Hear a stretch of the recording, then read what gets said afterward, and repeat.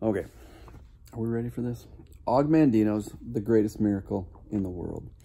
We're going to do a reading. I'm not going to tell you it's going to be short, but we're only going to do chapter 9. Chapter 9 is going to be a good half an hour, 30 to 40 minutes long.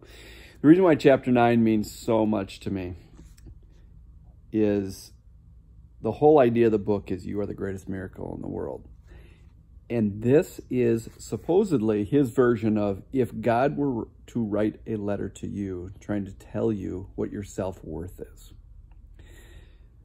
Sit back, enjoy, listen to just a minute or two of it somewhere in the middle of these 30 or 40 minutes to find your moment where it just clicks for you that you are God's greatest miracle. Chapter 9, the God Memorandum. To you. From God. Take counsel. I hear your cry. It passes through the darkness, filters through the clouds, mingles with starlight, and finds its way to my heart on the path of a sunbeam. I have anguished over the cry of a hare choked in the noose of a snare, a sparrow tumbled from the nest of its mother, a child thrashing helplessly in a pond, and a son shedding his blood on a cross. Know that I hear you also. Be at peace and be calm. I bring thee relief for your sorrow, for I know its cause and its cure. You weep for all your childhood dreams that have vanished with the years. You weep for all your self-esteem that has been corrupted by failure. You weep for all your potential that has been bartered for security. You weep for all your individuality that has been trampled by mobs. You weep for all your talent that has been wasted through misuse. You look upon yourself with disgrace, and you turn in terror from the image you see in the pool. Who is this mockery of humanity staring back at you with bloodless eyes of shame? Where is the grace of your manner, the beauty of your figure, the quickness of your movement, the clarity of your mind, the brilliance of your tongue? Who stole your goodness? Is the thief's identity known to you as it is to me? Once you placed your head in a pillow of grass in your father's field and looked up at the cathedral of clouds and knew that all the gold of Babylon would be yours in time. Once you read from many books and wrote on many tablets, convinced beyond any doubt that all the wisdom of Solomon would be equaled and surpassed by you. And the seasons would flow into the years until, lo, you would reign supreme in your own Garden of Eden. Dost thou remember who implanted those plans and dreams and seed of hope within you? You cannot. You have no memory of that moment when first you emerged from your mother's womb, and I placed my hand on your soft brow, and the secret I whispered in your small ear when I bestowed my blessings upon you. Remember our secret? You cannot. The passing years have destroyed your recollection, for they have filled your mind with fear and doubt and anxiety and remorse and hate, and there is no room for joyful memories where these beasts habitate. You know what I'm saying. Weep no more, I am with you. And this moment is the dividing line of your life. All that has gone before is like unto no more than that time you slept within your mother's womb. What is past is dead. Let the dead bury the dead. This day you return from the living dead. This day, like unto Elijah with the widow's son, I stretch myself upon thee 3 times, and you live again. This day, like unto Elijah with Shemanti's son, I put my mouth upon your mouth, and my eyes upon your eyes, and my hands upon your hands, and your flesh is warm again. This day, like unto Jesus at the tomb of Lazarus, I command you to come forth, and you will walk from your grave of doom to begin a new life. This is your birthday. This is your new date of birth. Your first life, like unto play of the theater, was only a rehearsal. This time the curtain is up. This time the world watches and waits to applaud. This time you will not fail. Light your candles, share your cake, pour the wine. You've been reborn. Like a butterfly from its chrysalis, you will fly. Fly as high as you wish. Neither the wasp, nor the dragonflies, nor the mantids, nor mankids of mankind shall obstruct your mission or your search for the true riches of life. I screwed that up, but I think you get the point. Feel my hand upon thy head. Attend to my wisdom. Let me share with you again the secret you heard at your birth and forgot. You are my greatest miracle. You're the greatest miracle in the world. Those were the first words you ever heard. Then you cried. They all cry. You did not believe me then, and nothing has happened in the intervening years to correct your disbelief. For how could you be a miracle when you consider yourself a failure at the most menial of tasks? How can you be a miracle when you have little confidence in dealing with the most trivial of responsibilities? How can you be a miracle when you are shackled by debt and lie awake in torment over whence will come tomorrow's bread? Enough. The milk that is spilled is sour. Yet, how many prophets, how many wise men, how many poets, how many artists, how many composers, how many scientists, how many philosophers and messengers have I sent with words of your divinity, your potential, your godliness, and the secrets of achievements? How did you treat them? Still I love you, and I am with you now, through these words to fulfill the prophet who announced that the Lord shall set his hand again a second time to recover the remnant of his people. I have set my hand again. This is the second time. You are my remnant. It is of no avail to ask. Haven't you known? Haven't you heard? Hasn't it been told to you from the beginning? Haven't you understood from the foundation of the earth? You have not known. You have not heard. You have not understood. You have been told that you are a divinity in disguise, a God playing a fool. You have been told that you are a special piece of work, noble in reason, infinite in faculties, express and admirable in form, and moving like an angel in action, like a God in apprehension. You have been told that you are the salt of the earth. You were given the secret even of moving mountains, of performing the impossible. You believed no one. You burned your map to happiness. You abandoned your claim to the peace of mind. You snuffed out the candles that had been placed along your destined path of glory, and then you stumbled, lost and frightened in the darkness of futility and self-pity, until you fell into a hell of your own creation. Then you cried and beat your breast and cursed the luck that had befallen you. You refused to accept the consequence of your own petty thoughts and lazy deeds, and you searched for a scapegoat on which to blame your failure. How quickly you found one. You blame me. You cried that your handicaps, your mediocrity, your lack of opportunity, your failure were the will of God. You were wrong. Let us take inventory. I love this inventory. Let us first call a roll of your handicaps. For how can I ask you to build a new life lest you have the tools? Are you blind? Does the sun rise and fall without your witness? No, you can see. And the 100 million receptors I had placed in your eyes enable you to enjoy the magic of a leaf, a snowflake, a pond, an eagle, a child, a cloud, a star, a rose, a rainbow, and the look of love. Count one blessing. Are you deaf? Can a baby laugh or cry without your attention? No, you can hear.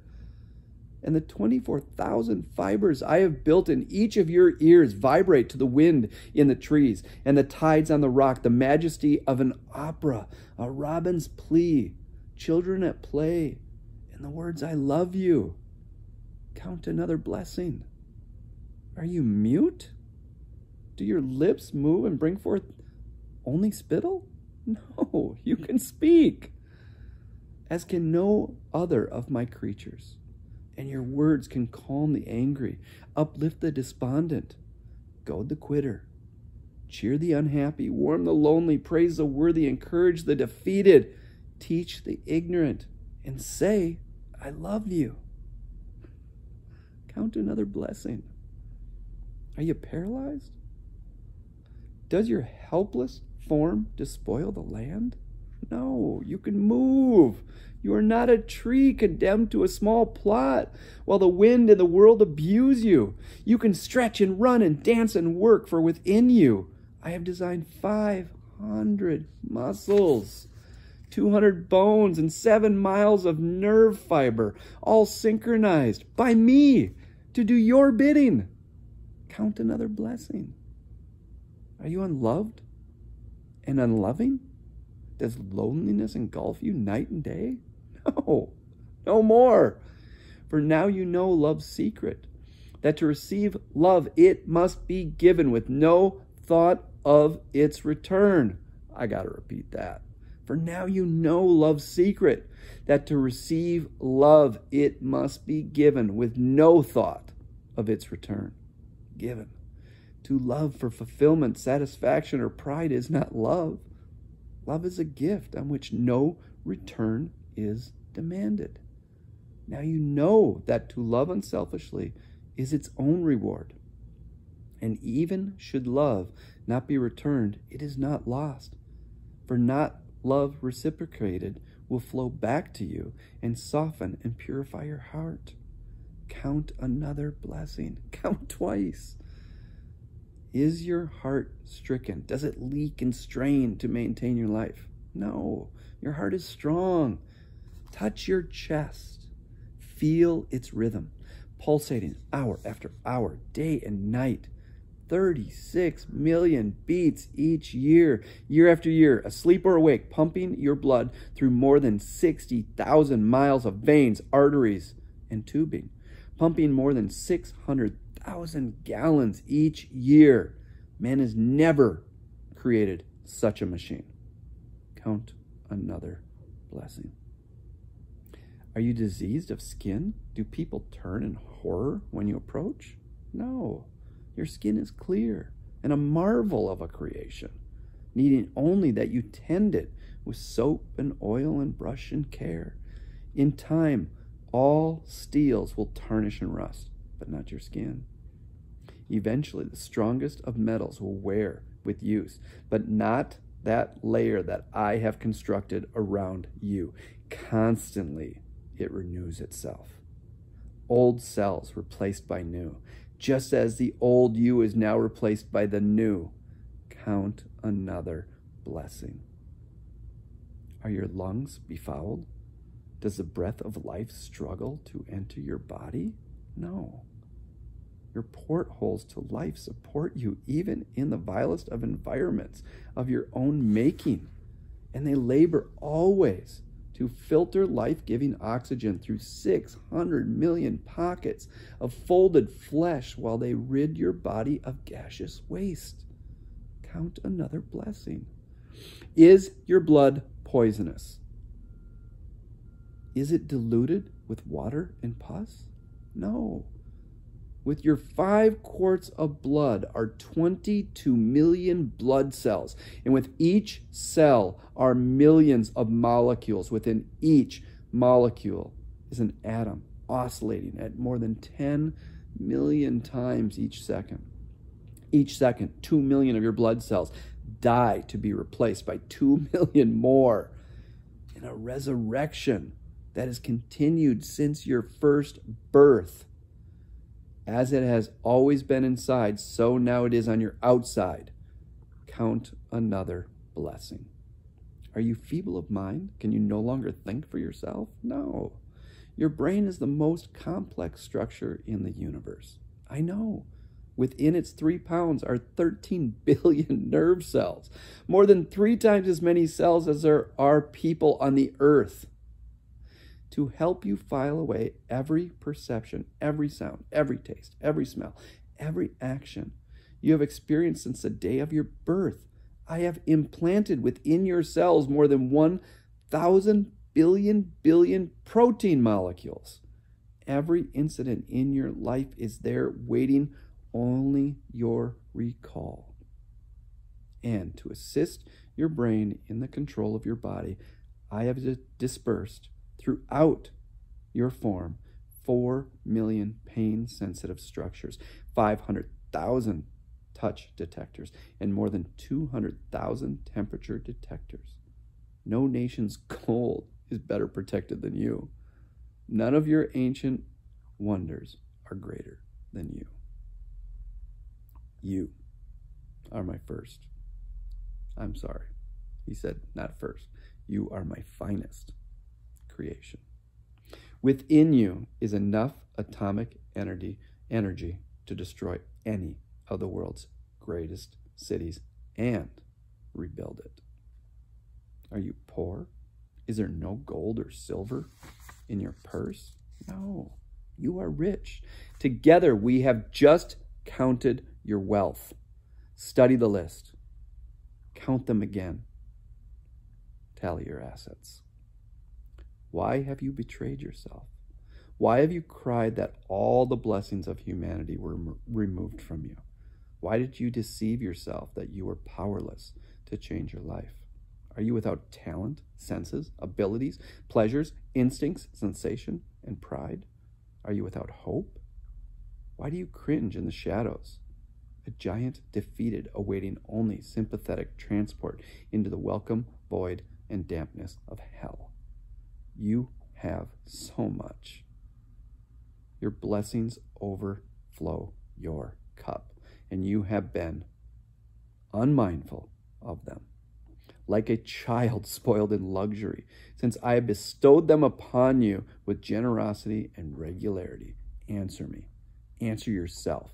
What rich man, old and sick, feeble and helpless, would not exchange all the gold in his vault for the blessings you have treated so lightly? Know then the first secret to happiness and success, that you possess, even now, every blessing necessary to achieve great glory. They are your treasure, your tools with which to build, starting today, the foundation for a new and better life. Therefore, I say unto you, count your blessings, and know that you already are my greatest creation. This is the first law you must obey in order to perform the greatest miracle in the world, the return of your humanity from living death. And be grateful for your lesson learned in poverty. For he is not poor who has little, only he that desires much. And true security lies not in the things one has, but in the things one can do without. Where are the handicaps that produced your failure? They existed only in your mind. Count your blessings. And the second law is like unto the first, proclaim your rarity. The first was count your blessings. Second, proclaim your rarity. You had condemned yourself to a potter's field, and there you lay, unable to forgive your own failure, destroying yourself with self-hate, self-incrimination, and revulsion at your crimes against yourself and others. Are you not perplexed? Do you not wonder why I am able to forgive your failures, your transgressions, your pitiful demeanor, when you cannot forgive yourself? I address you now for 3 reasons. You need me. You are not one of a herd headed for destruction in a gray mass of mediocrity, and you are a great rarity. Consider a painting by Rembrandt, or a bronze by Degas, or a violin by Stradivarius, or a play by Shakespeare. They have great value for 2 reasons. Their creators were masters and they are few in number, yet there are more than one of each of these. On that reasoning, you are the most valuable treasure on the face of the earth, for you know who created you, and there is only one of you. Never in all the 70 billion humans who have walked this planet since the beginning of time has there been anyone exactly like you. Never until the end of time will there be another such as you. You have shown no knowledge or appreciation of your uniqueness, yet you are the rarest thing in the world. From your Father, in his moment of supreme love, flowed countless seeds of love, more than 400 million in number. All of them, as they swam within your mother, gave up the ghost and died. All except one. You alone persevered within the loving warmth of your mother's body, searching for your other half. A single cell from your mother, so small that more than 2 million would be necessary to fill an acorn shell. Yet despite impossible odds in that vast ocean of darkness and disaster, you persevered and found that infinitesimal cell, joined with it, and began a new life. Your life. You arrived bringing with you, as does every child, the message that I was not yet discouraged of man.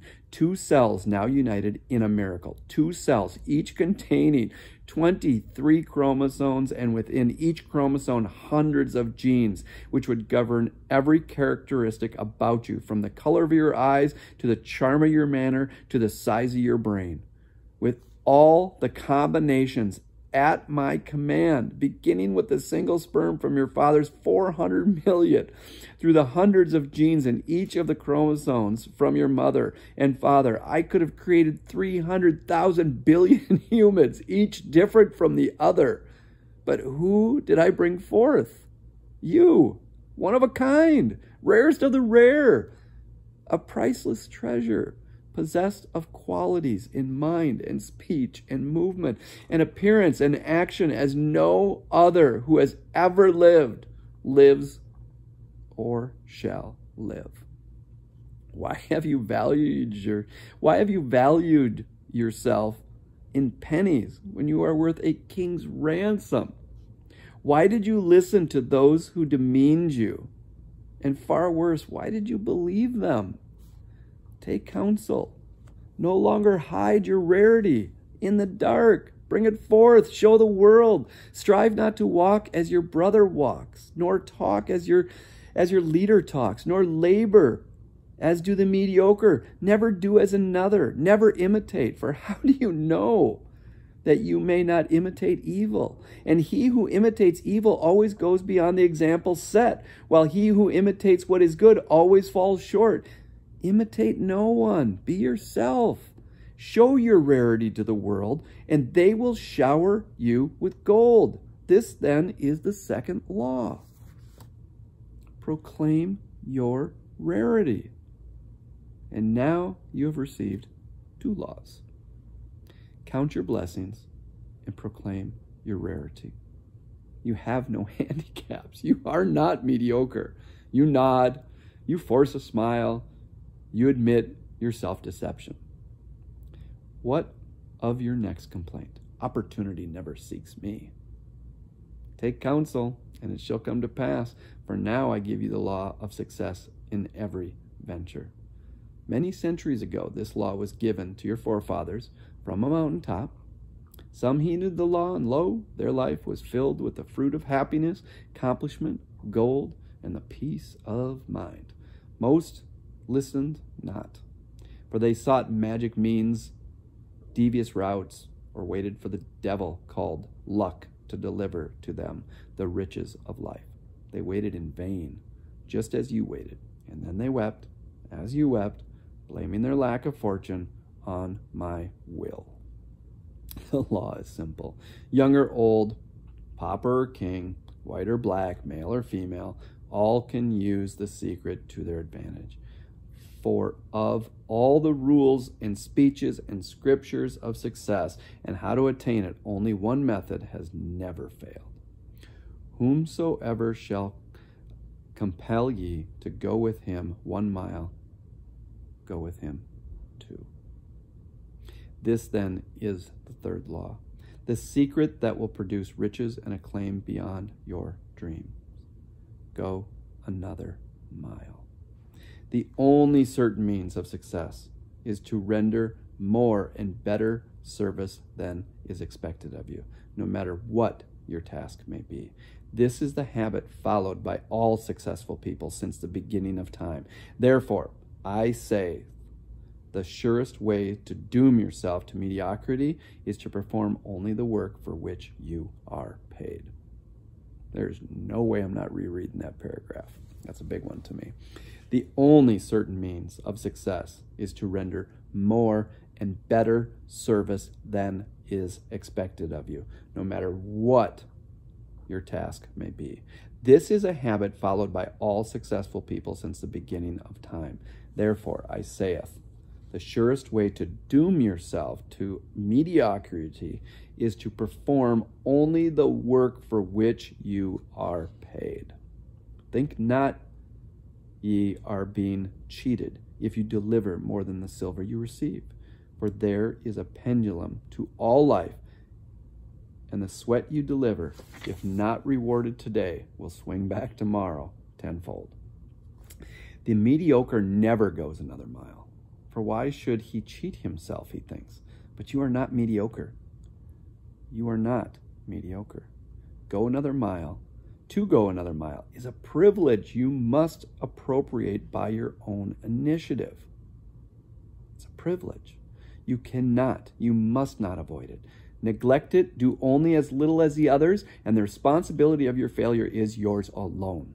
You can no more render service without receiving just compensation than you can withhold the rendering of it without suffering the loss of reward.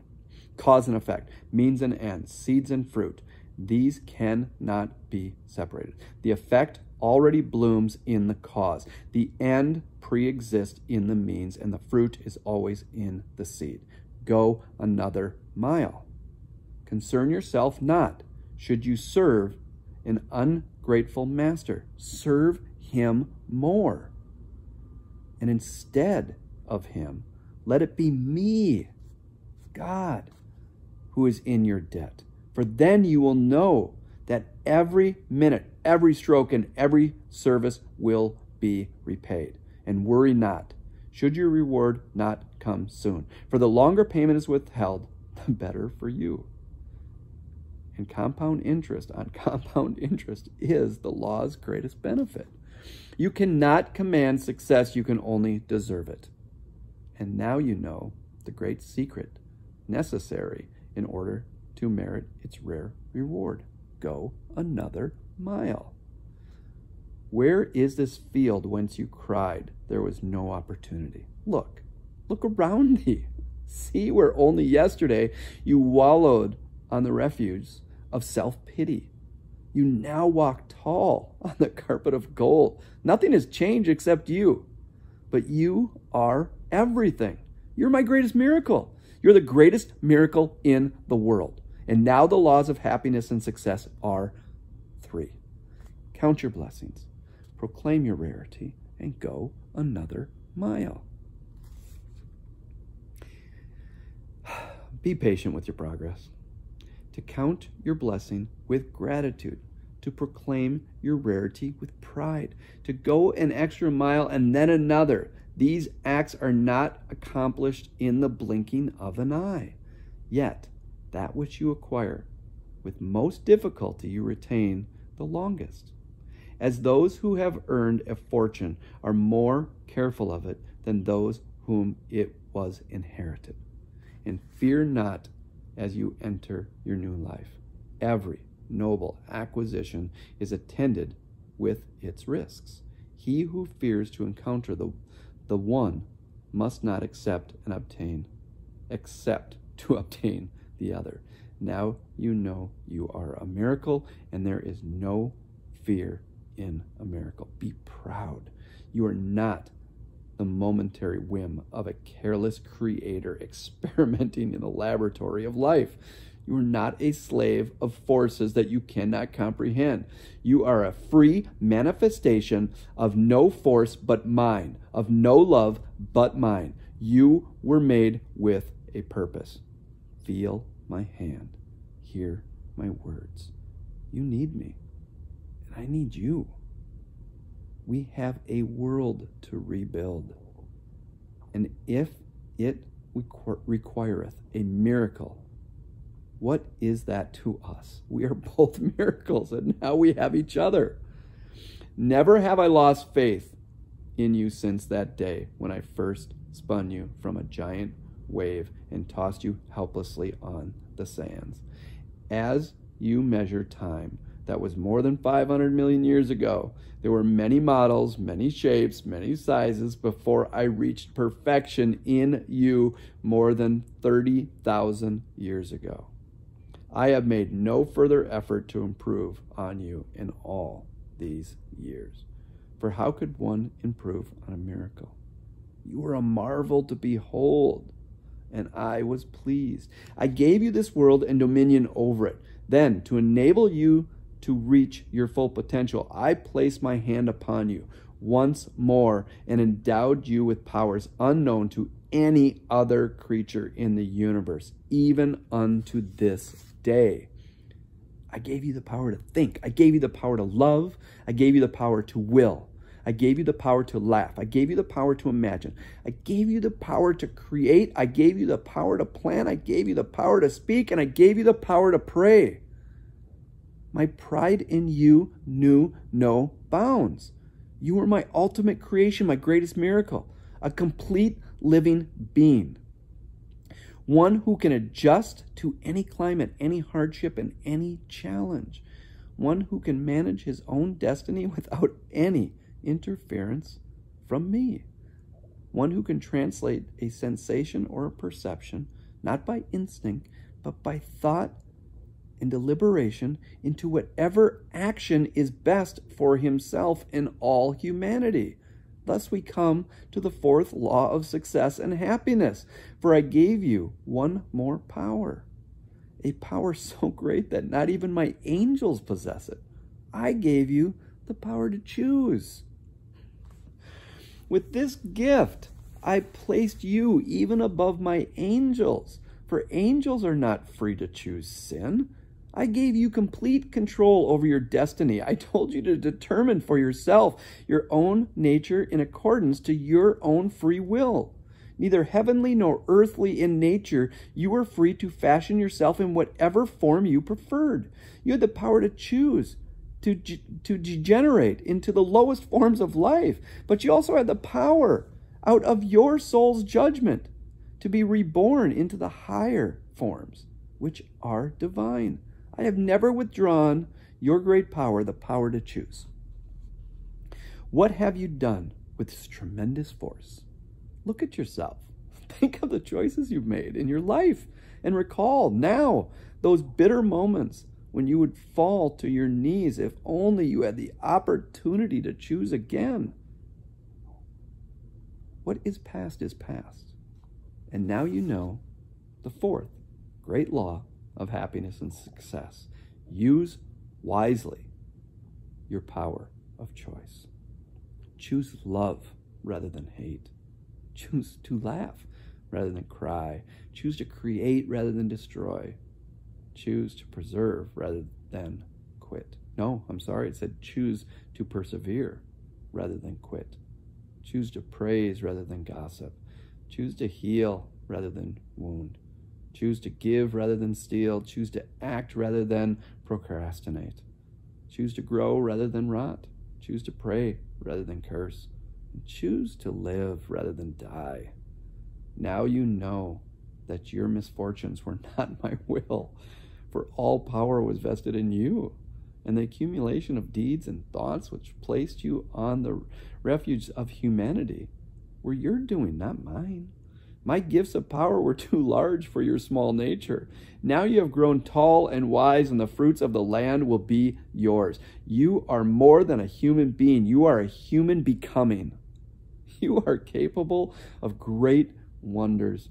Your potential is unlimited. Who else among my creatures has mastered fire? Who else among my creatures has conquered gravity, has pierced the heavens, has conquered disease and pestilence and drought? Never demean yourself again. Never settle for the crumbs of life. Never hide your talents from this day hence. Remember the child who says, when I am a big boy. What is that? For the big boy says, when I grow up. And then the grown-up says, when I am wed. But to be wed, what is that after all? The thought then changes to, well, when I retire. And then retirement comes and he looks back over the landscape traversed. A cold wind sweeps over it, and somehow he has missed it all and it's gone. Enjoy this day today and tomorrow and tomorrow. You have performed the greatest miracle in the world.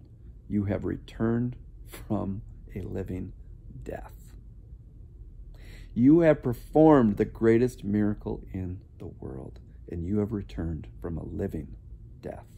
You will feel self-pity no more, and each new day will be a challenge and a joy. You have been born again. But just as before, you can choose failure and despair, or success and happiness. The choice is yours. The choice is exclusively yours. I can only watch, as before, in pride or sorrow. Remember then the 4 laws of happiness and success. Count your blessings.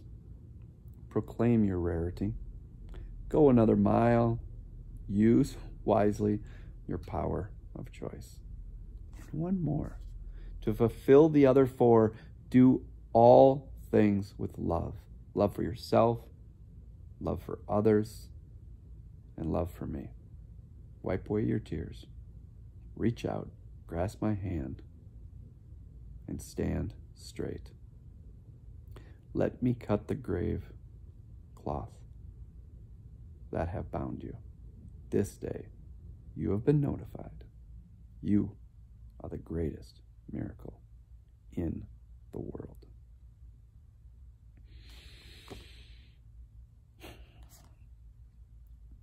Powerful. Chapter 9, the God Memorandum from Mandino, the greatest miracle in the world. Love you. See you guys later. Bye-bye.